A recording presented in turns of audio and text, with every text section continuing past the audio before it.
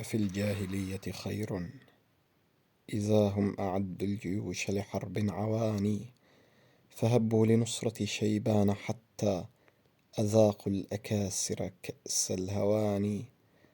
أبعد النبوة عهدا طويلا أخ قد قلاني وآخر جاني، فأين العراق وأين الشئام وأين السودان وسيف اليمان، وأين الخليج وأين المحيط سفين الرباط وبحر عمان.